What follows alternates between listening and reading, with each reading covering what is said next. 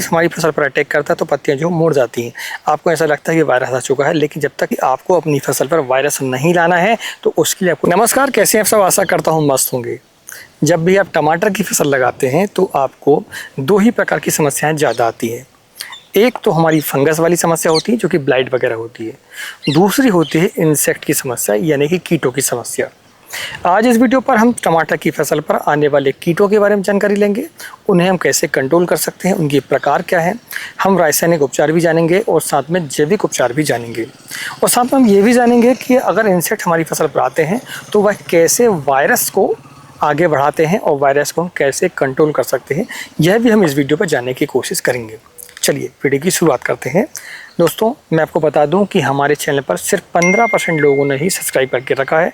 बाकी 85% लोग वीडियो देखते हैं, जानकारी लेते हैं, मगर चैनल को सब्सक्राइब नहीं करते हैं। इसलिए आप चैनल को सब्सक्राइब जरूर करें। सब्सक्राइब करने से ना ही हमें पैसे मिलते हैं और ना ही आपको पैसा देना होता है, लेकिन एक मोटिवेशन रहता है हमारे लिए कि यार हमारे इतने फॉलोअर हैं तो हम इनके लिए और ज़्यादा काम कर सकते हैं। तो इंसेक्ट दो प्रकार के होते हैं।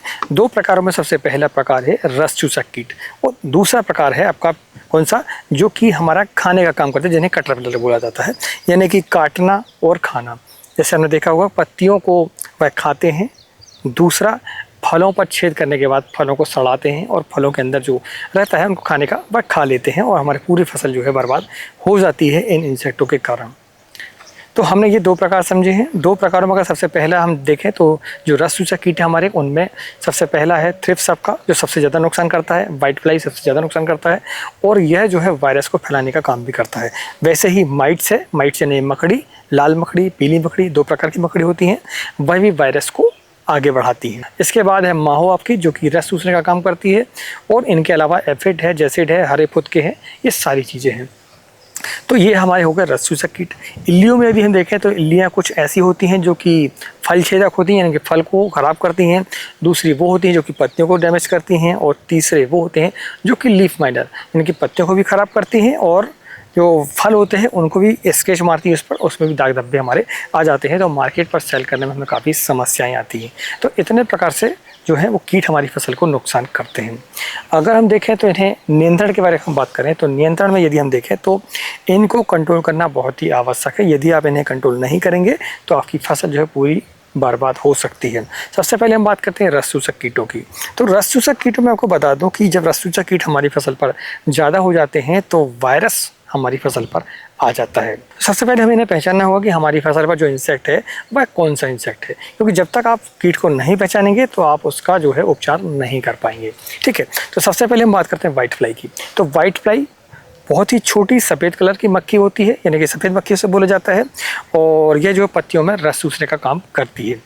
दूसरा, अगर हम थ्रिप्स की बात करें तो थ्रिप्स जब हमारी फसल पर होता है तो आपको जो ऊपर की पत्तियां होती हैं, जो कॉम होती है हमारी, वहाँ पर आपको देखना होगा, वहाँ पर छोटे छोटे पीले कलर के या फिर काले कलर के भी आजकल दिखाई देते हैं। खासकर काले कलर के जो है वो आपकी मिर्च और शिमला मिर्च में दिखाई देते हैं। टमाटर पर अधिकतर जो है अभी पीले कलर के थ्रिप्स आपको दिखाई देंगे।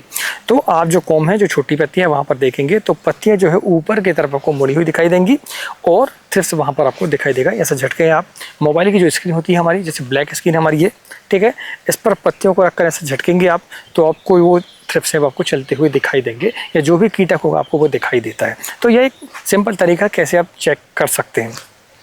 तो थ्रिप्स जब हमारी फसल पर आता है तो भी हमारा वायरस जो है आगे बढ़ता है। ठीक है, थ्रिप्स आने से वायरस नहीं आता है, थ्रिप्स वायरस को फैलाने का काम करता है। आगे हम इसे और विस्तार से समझने की कोशिश करेंगे। इसके बाद माइट आते हैं। तो माइट्स यानी कि मकड़ी, आपकी पीली मकड़ी और आपकी लाल मकड़ी, यह नीचे की तरफ होती है, यानी कि पत्तियों पर नीचे की तरफ आपको दिखाई देंगी और पत्तियां जो है नीचे की तरफ मुड़ जाती हैं। थ्रिप्स पर ऊपर की तरफ पत्तियां मुड़ती हैं इस तरीके से, और जब माइट्स होगी तो इस तरफ से ऐसे आपको पत्तियां मुड़ी हुई दिखाई देती हैं। ठीक है, यानी कि थ्रिप्स पर सीधी नाव और मकड़ी पर उल्टी नाव की आकृति आपको पत्तियों की दिखाई देती है। अगर ये आपकी दिखाई देती है तो आप समझ लें कि यह माइट्स का अटैक है या फिर थ्रिप्स का अटैक है। वाइट फ्लाई पर क्या होता है कि वाइट फ्लाई पर जो पत्तियां हमारी मुड़ जाती हैं, सिकुड़ जाती हैं, ठीक है, उसके जो सेल वर्म है वह जो है बहुत ही अजीब से हो जाते हैं। तो ये हमने समझ लिया। बाकी माहो है तो माहो भी रस चूसने का काम करता है आपका। यह इतना अटैक नहीं करता जब तक इनकी संख्या ज़्यादा ना हो।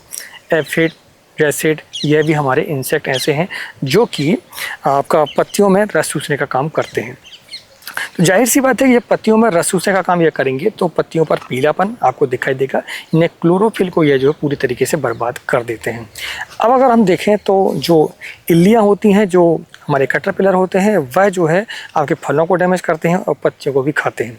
लीफ माइनर की यदि हम बात करें तो लीफ माइनर पर क्या होता है, पत्तियों पर सुरंग बनाते हैं ये, और नीचे जो है वह अंदर अंदर वो चलते रहते हैं और बाद में निकलने के बाद फिर से वह इल्लियों का रूप लेते हैं। तो इल्लियों के लिए हमें खासकर और लीफ माइनर के लिए हमें उनकी लाइफ साइकिल को समझना होगा। लाइफ साइकिल के जो है 4 चरण होते हैं। पहले चरण होता है एडल्ट, यानी कि जो एडल्ट होते हैं, नर मादा जो होते हैं, वह जो मादा मक्खी होती है वह मादा पत्तियों के अंदर जो है अंडे छोड़ती है या फिर फलों के अंदर अंडे छोड़ती है वह, और वो जो अंडा है आपका धीरे से फिर प्यूपा अवस्था में जाता है और प्यूपा अवस्था के बाद जो है वह इल्लियों का रूप ले लेता है और इल्लियाँ जो है फिर बाद में कोशावस्था पर जाती है। कोशावस्था का मतलब क्या हुआ कि इल्लियाँ जो है ऊपर से एक आवरण टाइप का आपने देखा हो, खासकर लीफ माइनर जब होता है हमारी फसल पर पीले कलर का आपको नीचे दिखाई देगा क्या हुआ, छोटा छोटा आपका, तो वह जो है आपकी कोशावस्था है। और कोशावस्था में लगभग 10 से 15 दिन रहने के बाद फिर से जो है एडल्ट वहाँ से निकलता है और फिर से जो आपका साइकिल है वह फिर से चालू हो जाता है और इल्लियाँ आपकी फसल पर फिर से हो जाती हैं। तो आप क्या करते हैं, अधिकतर कि इल्लियों का नियंत्रण करते हैं। ठीक है, इल्लियाँ आपको दिखाई देती हैं, आप इल्लियों के लिए इमामेक्टिन बेंजोएट है या डेलीगेट है, ठीक है, इनका इस्तेमाल करते हैं। लेकिन जो एडल्ट होते हैं वह जो है वातावरण पर ऊपर यहाँ घूमते रहते हैं, वह अधिकतर रात को हमारी फसल पर अंडे देने के लिए आते हैं। सिर्फ इल्लियों को कंट्रोल करने से आपकी फसल सुरक्षित नहीं होती है। आपको इनकी जो लाइफ साइकिल है इसको समझना होता है और लाइफ साइकिल के हिसाब से आपको अंडों के लिए भी आपको स्प्रे करने होते हैं। आपको ऐसे इंसेक्टिसाइड का इस्तेमाल करना होता है जो कि उड़ने वाले पतंगों पर भी काम करे, इल्लियों पर भी काम करे। ये सारी ये 3 स्टेजों पर आपका काम करना चाहिए। ऐसे इंसेक्टिसाइड जब आप अपनी फसल पर स्प्रे करते हैं तो ही आपकी फसल जो है इल्लियों से बच जाती है। जैविक उपचारों में आप जो है समय समय पर नीम ऑयल का स्प्रे कर सकते हैं। नीम ऑयल का स्प्रे जब आप करते हैं तो ये जो अंडों पर भी काम करता है और पौधे को यह कड़वा बना देता है। और दूसरी चीज़ ये है कि जब भी आप बेसल डोज तैयार कर रहे हो, बेसल डोज अपनी फसल पर डाल रहे हो, तो नीम केक यानी नीम खली का इस्तेमाल यदि आप करते हैं तो आपकी फसल पर इंसेक्ट जड़ संबंधी जो आते हैं, जैसे जो प्यूपा हमारा नीचे डला होता है या फिर जो कोशावस्था नीचे होती है, तो यह काफ़ी हद तक कंट्रोल हो जाती है। ठीक है, तो इस तरीके से आप जो है जैविक रूप से भी कंट्रोल कर सकते हैं। अलग अलग इंसेक्टों के लिए अलग अलग ट्रैप आते हैं, जैसे कि वाइट फ्लाई और थ्रिप्स के लिए भी ट्रैप आते हैं। पीला ट्रैप आपका होता है वाइट फ्लाई के लिए और वहीं नीला जो ट्रैप होता है वह आपको थ्रिप्स के लिए होता है। वहीं अगर लीफ माइनर की बात करें तो लीफ माइनर के लिए फेरोमोन ट्रैप आता है, आप उसका भी इस्तेमाल कर सकते हैं। इसके अलावा अगर हम फल छेदक की बात करें तो फल छेदक के लिए भी आपका जो ट्रैप है वह फेरोमोन ट्रैप आपका आता है मार्केट पर। आप अगर पता करेंगे तो आपको मिल जाएगा और आप अपनी फसल पर इस्तेमाल करके काफ़ी हद तक फल छेदक को कंट्रोल कर सकते हैं। अगर हम वाइट फ्लाई की बात करें तो वाइट फ्लाई के लिए बेवेरिया बेसाना करके एक फंगस आता है, आप उसका स्प्रे करके भी वाइट फ्लाई को कंट्रोल कर सकते हैं। तो इस तरीके से काफ़ी जो उपचार हैं जैविक रूप से भी कर सकते हैं। रासायनिक उपचारों में यदि हम देखें तो रासायनिक उपचार में जो रसचूसक कीट है उनके के लिए आपको कुछ इंसेक्टिसाइड का इस्तेमाल करना पड़ता है समय समय पर। वो कौन कौन से हैं, वो उनमें अगर हम देखें तो सबसे वाइट फ्लाई के लिए अगर देखें तो वाइट फ्लाई के लिए आप जो है पेगासस का इस्तेमाल कर सकते हैं। पेगासस क्या करता है कि आपका वाइट फ्लाई को भी कंट्रोल करता है और साथ में आपका जो है वह माइट्स को भी काफ़ी हद तक कंट्रोल करता है। ठीक है, कंट्रोल करता है। इसके अलावा यदि हम देखें तो जो थ्रिप्स के लिए आप जो है एवासीन का इस्तेमाल कर सकते हैं। एवासीन भी एक ऐसा प्रोडक्ट है जो कि आपका माइट्स पर भी काम करता है और थ्रिप्स पर भी काम करता है। ठीक है, इसके अलावा यदि हम देखें जो थायमाथाक्सम है, थायमाथाक्सम जो है आपका वाइट फ्लाई पर भी काम करता है, आपका थ्रिप्स पर भी काम करता है। कार्टाप हाइड्रोक्लोराइड है कैल्डानी के नाम से जो आपको मार्केट पर मिलता है, वह भी लीफ माइनर पर भी काम करता है, वाइट फ्लाई पर भी काम करता है। जो उड़ने वाले पतंग है इन सब पर काम करता है। मार्शल है, मार्शल का भी इस्तेमाल आप कर सकते हैं।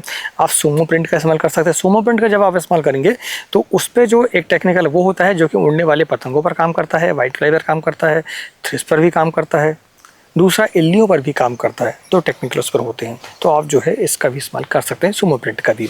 ज़्यादा इल्लियाँ आपकी फसल पर है तो आप इमामेक्टिन बेंजोएट है, डेलीगेट है, फेम है, कोराजेन है, इनका इस्तेमाल आप अपनी फसल पर कर सकते हैं। तो ये सारे रासायनिक और जैविक उपचार करने के बाद अपनी फसल पर आप इंसेक्ट को कंट्रोल कर सकते हैं। अब हम जानते हैं कि वायरस हमारी फसल पर आता है तो हमें क्या करना चाहिए, या फिर वायरस ना आए इसलिए हमें क्या करना चाहिए। तो वायरस ना आए इसलिए सबसे बड़ी बात तो यही कि आपको इंसेक्ट को कंट्रोल करके चलना पड़ता है, समय समय पर आपको इंसेक्टिसाइड का इस्तेमाल करना पड़ता है। रस चूसक कीट आपकी फसल पर होते हैं तो आप देखेंगे आपकी फसल पर वायरस आता ही आता है। इसके बाद अगर हम देखें तो वायरस अगर किसी पौधे पर आ जाता है तो आपको उस पौधे को उखाड़ कर तुरंत जो है ज़मीन पर गड़ाना चाहिए या फिर बहुत दूर ले जाकर उसे फेंकना चाहिए। और आपको ये भी जानना चाहिए कि आपकी फसल पर वायरस आ चुका है कि फिर नहीं आया है। क्या होता है कि सिर्फ हमारी फसल पर अटैक करता है तो पत्तियां जो मुड़ जाती हैं, आपको ऐसा लगता है कि वायरस आ चुका है, लेकिन जब तक पीले धब्बे उसमें दिखाई न दें, उसकी जो फल हैं वह विकृत दिखाई देते हैं, जो फलों का साइज़ है वह टेढ़ा मेढ़ा हो जाता है, पत्तियों का साइज़ टेढ़ा मेढ़ा हो जाता है, काफ़ी हद तक आप उसे पहचान सकते हैं। इसके अलावा वायरस कंट्रोल के लिए ऐसा कोई विशेष दवा तो नहीं है, लेकिन फिर भी आप समय समय पर वायरिसाइड का इस्तेमाल कर सकते हैं। वायरिसाइड में कोसाइड है, आपका COC है, स्ट्रेप्टोसाइक्लिन है, यानी कि बैक्टीरिया ऐसा जितने भी प्रोडक्ट हैं आपके वह अधिकतर वायरस पर काम करते हैं। और सबसे बड़ी बात तो यही है कि यदि आपको अपनी फसल पर वायरस नहीं लाना है तो उसके लिए आपको न्यूट्रिएंट प्रबंधन करके चलना पड़ेगा, यानी कि समय समय पर आपको न्यूट्रिएंट का स्प्रे करके रखना पड़ेगा, आपको ड्रिप से भी देना पड़ेगा। मिक्स माइक्रोन्यूट्रिएंट जो होते हैं हमारे जो पोषक तत्व होते हैं जैसे कॉपर है, कॉपर काफ़ी हद तक वायरस को कंट्रोल करके चलता है, इसलिए हम COC का इस्तेमाल करने की सलाह आपको देते हैं। अगर आपका पौधा स्वस्थ होगा, उसमें किसी प्रकार के पोषक तत्व की कमी नहीं होगी, तो उस पर वायरस का अटैक कम होगा। दोस्तों, हमने इस वीडियो पर समझने की कोशिश की कि टमाटर की फसल पर हम कैसे वायरस को कंट्रोल कर सकते हैं, दूसरा इंसेक्ट को कंट्रोल कर सकते हैं, उसके रासायनिक उपचार और जैविक उपचार, ये सारी चीज़ें हमने आपको इस वीडियो पर बताई हैं। अगर जानकारी पसंद आई हो तो वीडियो को लाइक जरूर करें और पहली बार चैनल को सब्सक्राइब जरूर करें। अगर आपका कोई भी सलाह हो, कोई सुझाव हो तो अपने कमेंट बॉक्स पर लिख सकते हैं। मिलते हैं एक नई वीडियो में एक नई जानकारी के साथ। तो नमस्कार, जय हिंद, जय किसान, जय जवान।